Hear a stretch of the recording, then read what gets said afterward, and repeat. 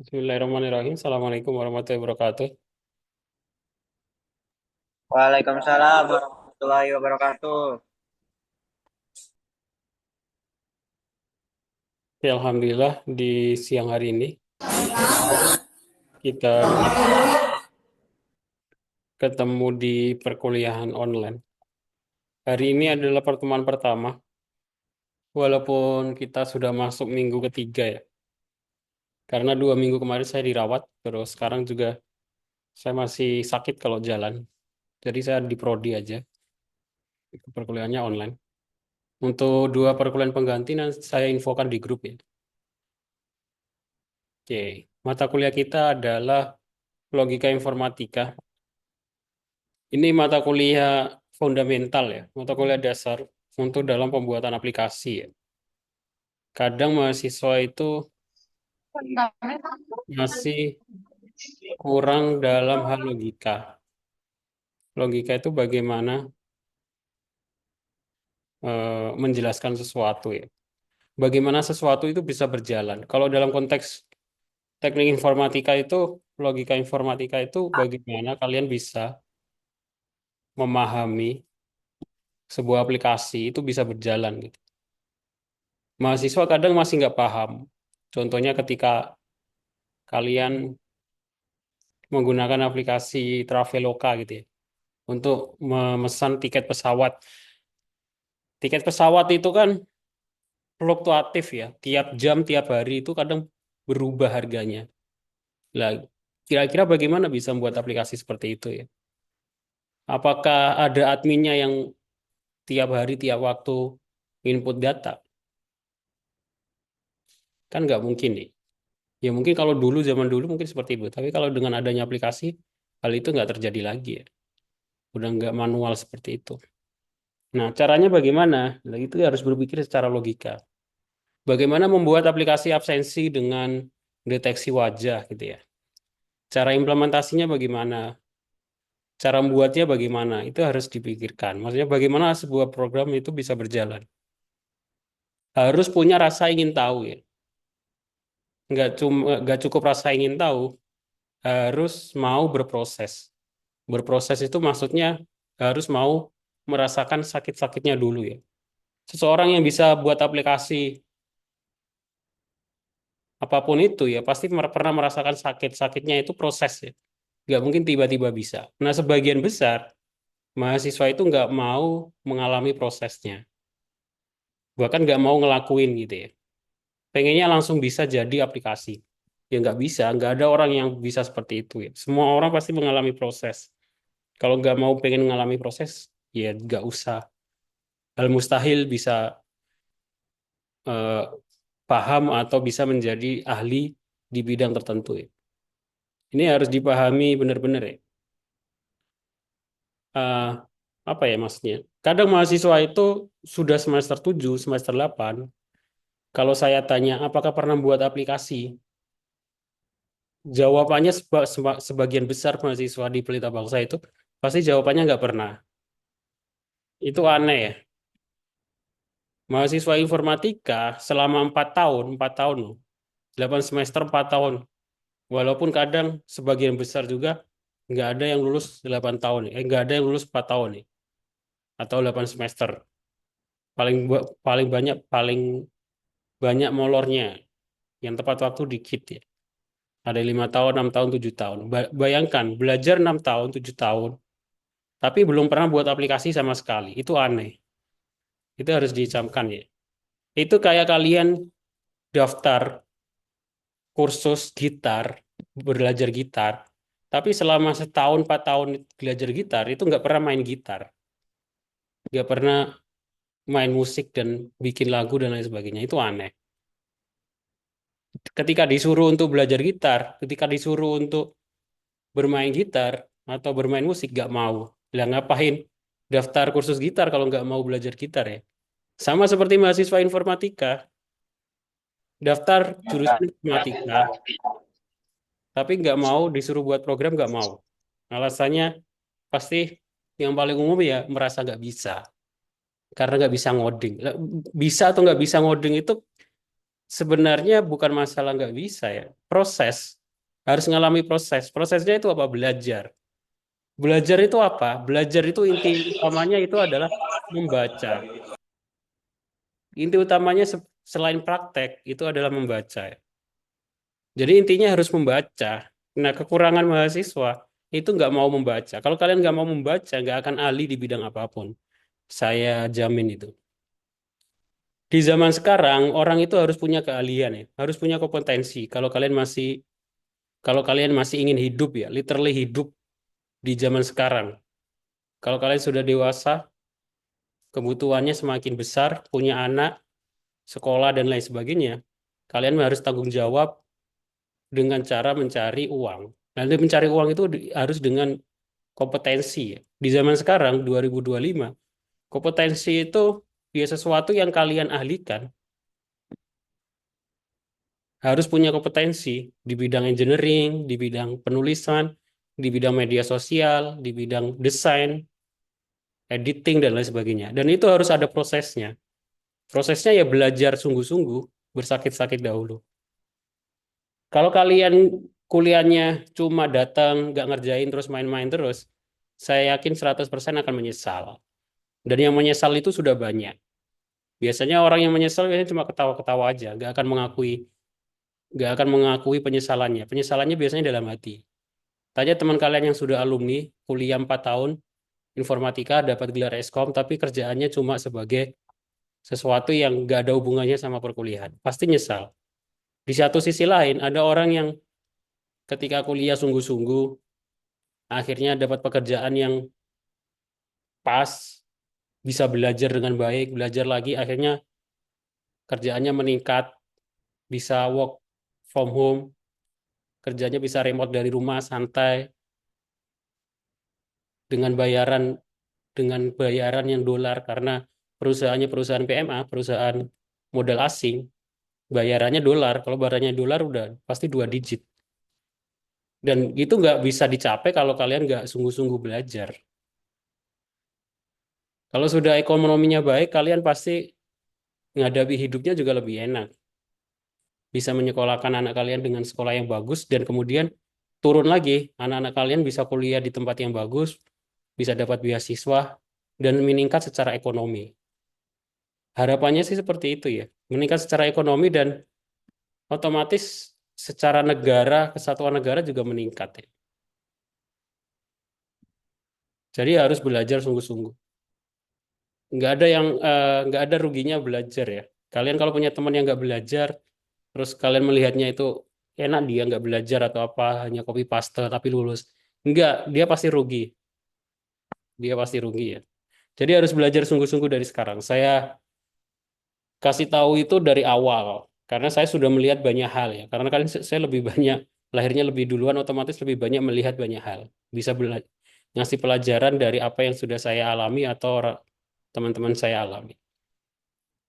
Oke, itu saja. Kita akan belajar tentang sejarah logika dulu sebelum masuk ke logika informatika ya. Selanjutnya perkenalan.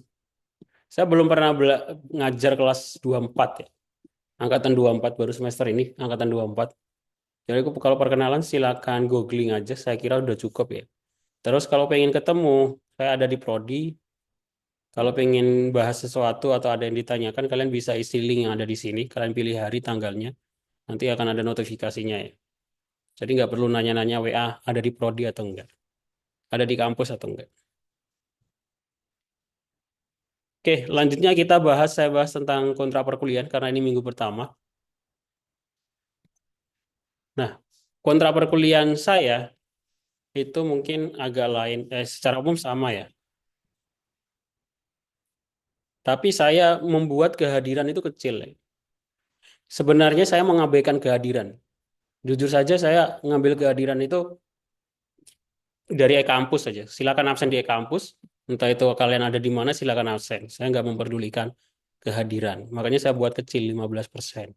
Kenapa saya buat kecil seperti itu? Karena saya ingin yang datang di perkuliahan itu yang pengen belajar aja. Jangan ada yang datang terus main game, bercanda gitu. Mending nggak usah datang, absen aja di rumah.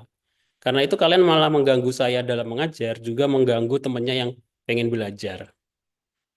Jadi kalau nggak perlu nanya lagi masalah kehadiran, kalau ada yang izin ya silakan izin di kampus. Kalau pengen nggak datang ya silakan absen aja di kampus. Saya ngambil kehadiran dari kampus. Nilainya 15%. Ya. Kemudian tugas 20%.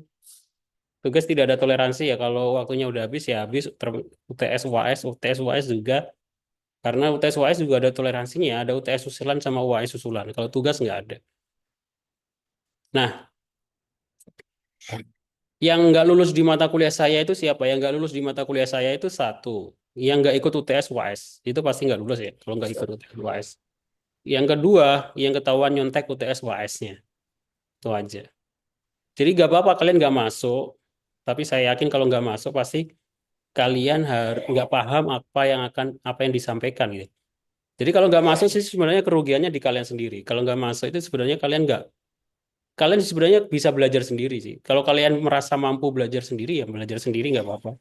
Yang penting UTS-UTS-nya UTS UAS-nya ngerjain dan tugas ngerjain dan nggak nyontek. Tapi pasti ada kelebihan, masih ada kekurangannya belajar sendiri itu pasti kalian akan merasa buta apa yang harus dipelajari, maksudnya gimana, harus dengerin. Maksudnya effortnya itu akan lebih besar kalau belajar sendiri daripada masuk kelas. Karena saya sudah ngalami ya. Jadi mending masuk kelas tapi belajar sungguh-sungguh ya. Kalau nggak sungguh-sungguh nggak usah masuk kelas. Oke.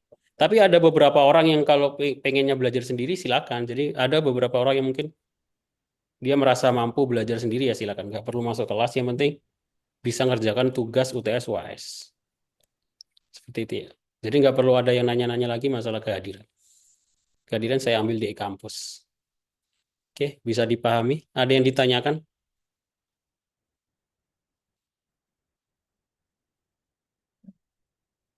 Nggak ada?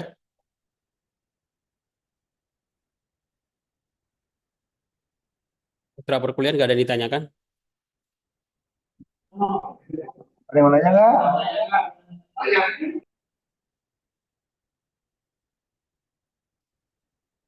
Oke, kalau nggak ada yang ditanyakan, saya kira cukup jelas ya. Jadi jangan ada ditanyakan hal-hal yang sudah saya sampaikan. Saya masuk ke definisi logika. Secara umum mata kuliah ini sebenarnya teori ya. Logika informatika kebanyakan teori. Tapi karena saya nggak terlalu suka banyakkan teori, nanti saya pasti ngasih tugas yang ada hubungannya sama pembuatan program ya. Saya hubungkan dengan implementasinya ke aplikasi. Oke, mata kuliah kita adalah logika informatika. Berarti terdiri dari dua kata ya, ada logika sama informatika. Di beberapa kampus ada yang nyebutnya logika matematika ya, karena sebenarnya prodi teknik informatika itu bukan prodi teknik ya, dulu itu bukan prodi teknik. Makanya secara gelar aja yang lain di Fakultas Teknik itu sarjana teknik ya, kecuali informatika yang sarjana komputer Eskom. Sebenarnya dia masuk ke matematika. Dulu di awal informatika itu masuknya ke dalam Fakultas Matematika. Makanya ada beberapa mata kuliah di kampus lain namanya logika matematika, bukan logika informatika. Oke, kita bahas logikanya terlebih dahulu ya. Definisi logika itu ada banyak hal. Secara umum, secara bahasa, secara etimologis, logika adalah logos dari bahasa Yunani yang berarti pikiran, data, atau alasan. Dalam konteks ini, logika merujuk pada aturan berpikir yang sistematis dan rasional. Jadi logika itu alasan atau pikiran. Secara filsafat, logika adalah ilmu yang mempelajari kaidah-kaidah berpikir yang benar. Bagaimana cara berpikir yang benar ya? Mungkin kalau kalau dalam debat sekarang istilahnya paling sering disebut logika falasi gitu ya. Cara logika yang salah. Oke. Jadi metode untuk membedakan argumen yang valid dan tidak valid. Jadi sebelum masuk ke dalam dunia komputer, ada hubungannya komputer sama logika ya. Yaitu bagaimana membedakan argumen yang valid dan tidak valid. Apa itu argumen dan lain sebagainya. Nah, menurut matematika atau dalam ilmu komputer, logika digunakan untuk mendefinisikan operasi biner dalam sistem digital. Ini konteksnya komputer ya. Kalau komputer, sistem komputer yang paling dasar itu kan cuma 1010 ya, 0101. serta dalam pengembangan algoritma struktur data dalam pemrograman. Menurut ilmu linguistik, logika itu juga dipakai dalam bahasa ya, yaitu bagaimana membangun sebuah bahasa, analisa bahasa formal. Oke, itu definisi logika, tapi kita membahas nanti logika matematika atau logika ilmu komputer. Nah, sejarah logika. Sejarah logika itu dari tahun 384 sebelum Masehi, yaitu sebelum Masehi ya sebelum Nabi Isa lahir ya, sebelum tahun tahun ke satu, 300 tahun sebelum Masehi. Yaitu oleh siapa? Oleh Aristoteles. Aristoteles itu disebut sebagai bapak logika. Kenapa dia disebut sebagai bapak logika ya? Karena dia yang menulis buku dari tahun segitu tentang bagaimana berpikir dengan logika. Logika pertama kali dikembangkan secara sistematis oleh filsuf Yunani, lahiran Yunani. Ia mengembangkan logika silogisme, yaitu penalaran deduktif terdiri dari dua premis dan satu kesimpulan. Premis itu sebuah pernyataan ya. Kalau kesimpulan itu ya kesimpulan. Contoh, semua manusia fana. Sokrates adalah manusia, maka Sokrates fana. Itu contoh logika silogisme. Nah, konsep ini dituangkan dalam karyanya Oragon yang menjadi logika formal selama berabad-abad. Kemudian nanti kita akan belajar dengan logika proporsional yang fokus pada hubungan antara pernyataan dan proposisi. Proposisi nanti kita bahas di materi selanjutnya. Nah, baru kemudian masuk atau muncul logika boolean, yaitu yang ada hubungannya tentang komputer ya. Dikembangkan oleh siapa? Dikembangkan awalnya tahun 1854 oleh George Boole. George Boole yang memperkenalkan aljabar boolean. Yang ini kita akan gunakan dalam ilmu komputer. Ia mendefinisikan operasi logika dasar seperti AND, OR, dan NOT. Nanti kita bahas ya, AND, OR, dan NOT ya. Yang menjadi dasar bagi sirkuit digital dan dalam komputer. Terus ada juga logika predikat dikembangkan oleh Gottlob Frege 1879.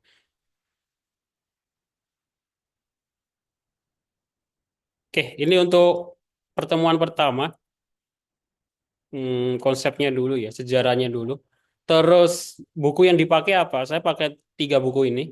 Logika Matematika untuk Ilmu Komputer oleh F. Sosianto.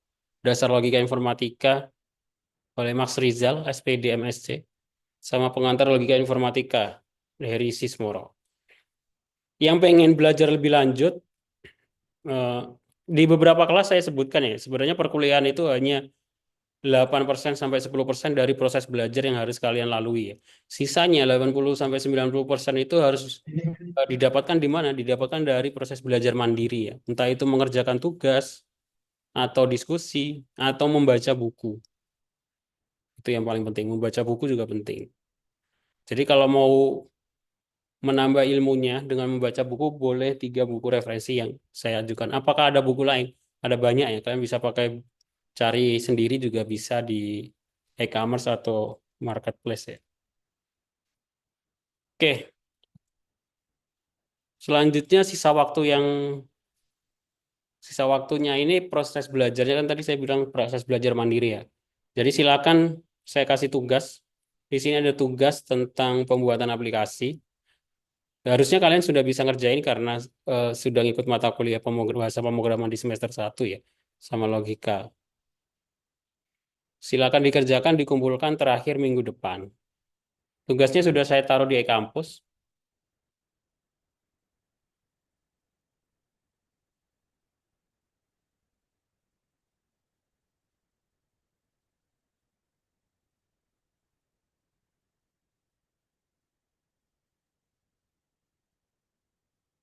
Silakan dikerjakan. Ini menggunakan perintahnya menggunakan bahasa pemrograman Python ya. Cara pengumpulan tugasnya bagaimana? Cara pengumpulan tugasnya itu dibuat dalam bentuk laporan PDF. Terus PDF-nya itu diupload di e-kampus ini atau di-upload di Google Drive, baru kemudian link Google Drive-nya upload di sini. Nah, kodenya itu jangan di screenshot ya. Kalau shortcut-nya itu di copy, screenshot itu hanya untuk output programnya saja. Oke, cukup jelas ya. Kira-kira ada pertanyaan?